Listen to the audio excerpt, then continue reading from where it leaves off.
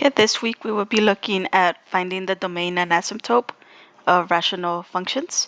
So the domain of a rational function is just any number except for numbers that cause the denominator to be zero.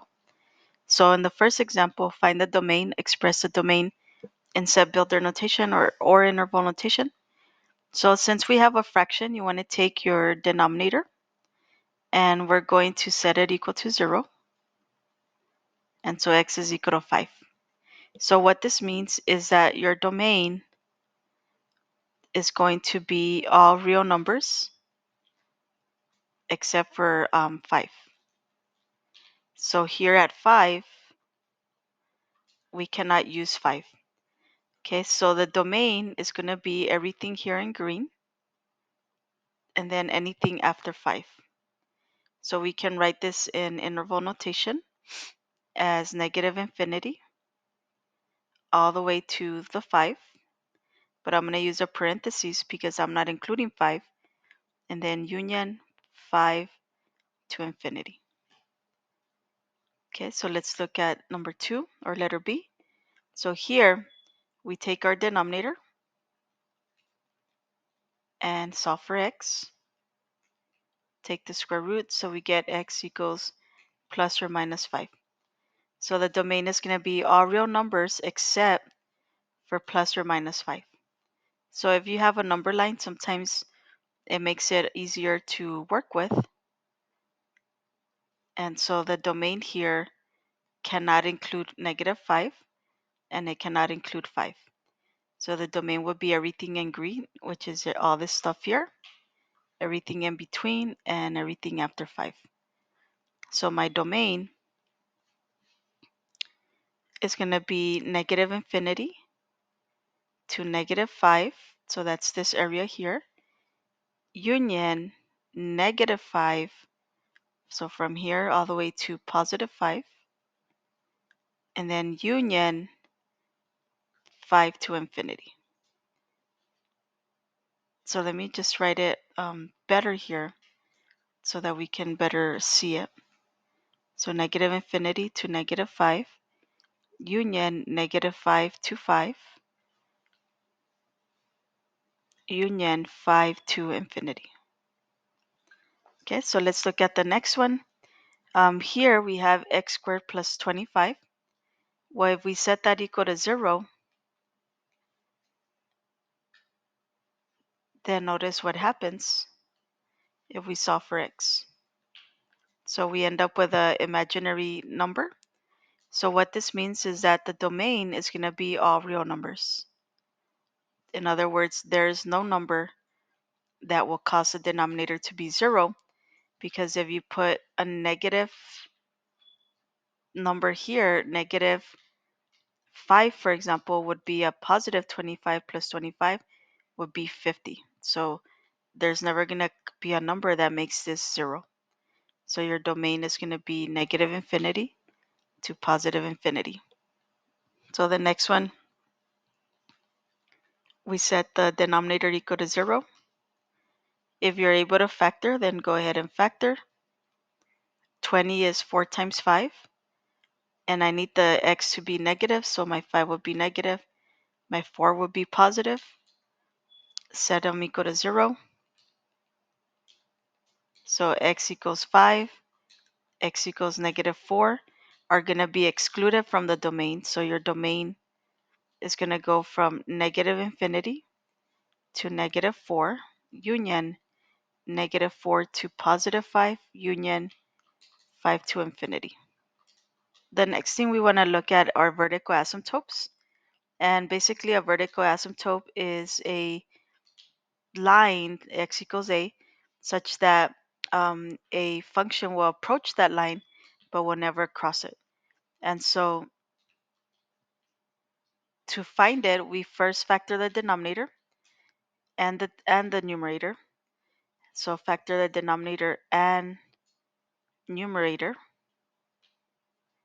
Simplify common factors in the numerator and denominator, and then we identify the zeros of the denominator.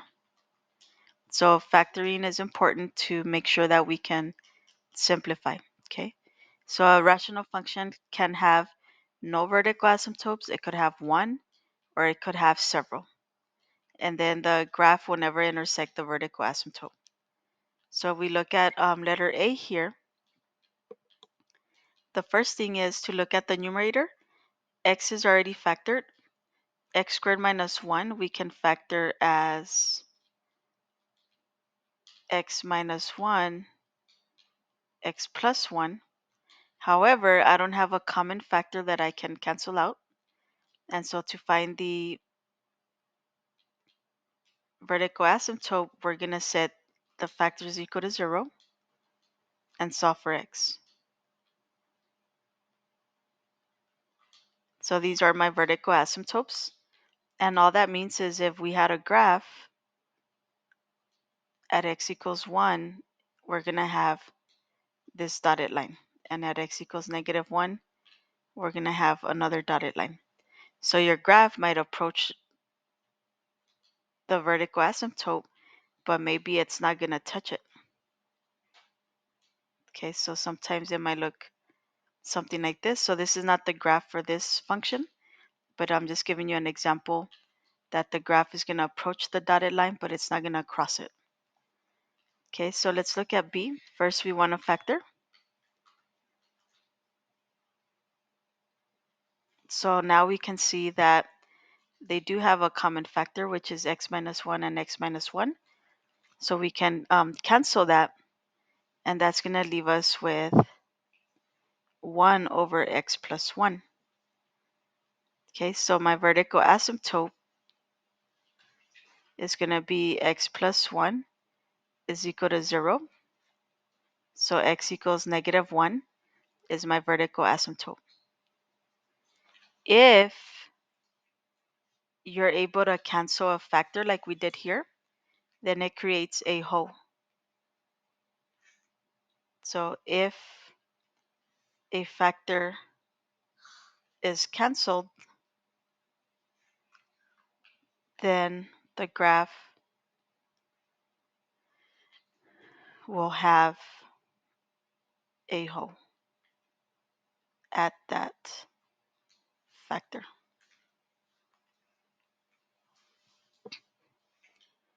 Okay, so here, to find that hole, we take our factor that we canceled. And so here we get x is equal to positive 1. So at x equals 1, you're going to have a hole. But to find the y, we take what was left over and we figure out where the y value is. So when x is equal to 1, we get a half. So at 1.5, you have a hole. So when you graph this at negative 1, you're going to have your vertical asymptote. And at positive 1.5 here, you're going to have a hole. So your graph might go something like this, but this is what I mean by a hole in the graph. Okay, let's look at the next one. So here we cannot factor x squared plus 1. And so we set the denominator equal to 0. So we get negative 1. If we solve for x, we get an imaginary number. And so what that means is that there's no vertical asymptote. We need a factor if we're able to. So I have x times x. 21 would be 7 times 3. I need the 4 to be positive. So my bigger number would be positive. And now we can see that this cancels. So my vertical asymptote, I take my denominator. And at x equals 3, I'm going to have a vertical asymptote. And then we're going to have a hole at x equals negative 7. Okay. And if you want to find the actual hole, then we can plug it in. Negative 7 minus 3, negative 10. So the hole is at negative 7 and negative 1/10. Okay, so we also have horizontal asymptotes. A horizontal asymptote is a vertical line, y equals b, which a function approaches as x increases or decreases without bound. And there's three cases. N is the degree of the numerator, m is the degree of the denominator. If n is less than m, then y equals 0 is a horizontal asymptote. If n is equal to m, then y equals the numerator's leading coefficient divided by the denominator's leading coefficient. If n is greater than m, then there's no horizontal asymptote. A rational function can have no horizontal asymptotes or just one horizontal asymptote. Okay, so let's go down. Find the horizontal asymptote. So first we're going to ask ourselves, what is the degree of the numerator? And that's going to be 2. And the degree of the denominator, that's going to be 2. Since the degrees are the same, then that's going to be case number 2. If n is equal to m, then y is going to be the numerator leading coefficient. So my horizontal asymptote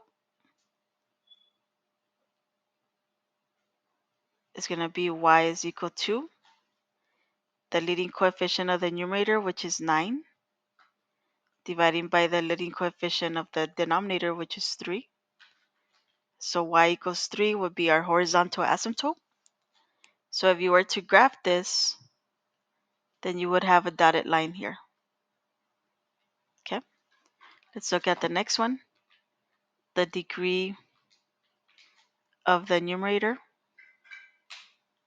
is 1. The degree of denominator is 2. So 1 is less than 2. So that's going to be case number 1 if n is less than m. Then we say that y equals 0 is a horizontal asymptote.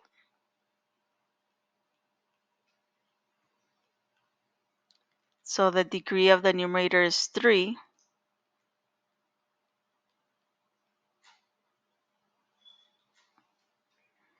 The degree of denominator is 2. So the numerator is bigger than the denominator. So that's going to be case number 3. So that means that there's no horizontal asymptote.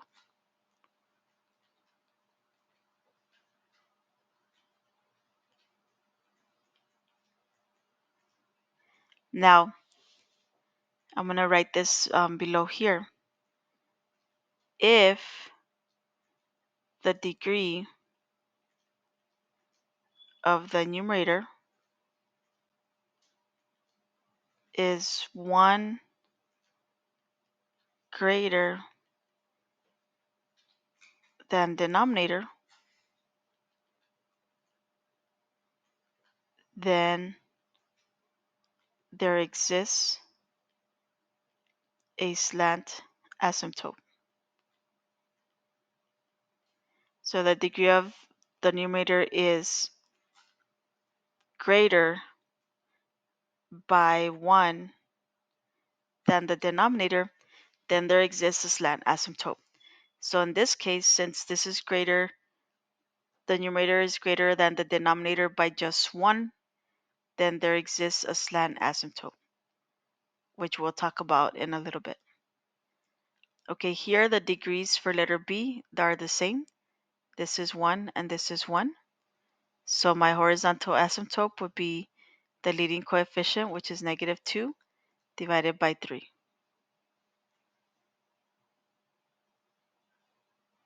Okay, so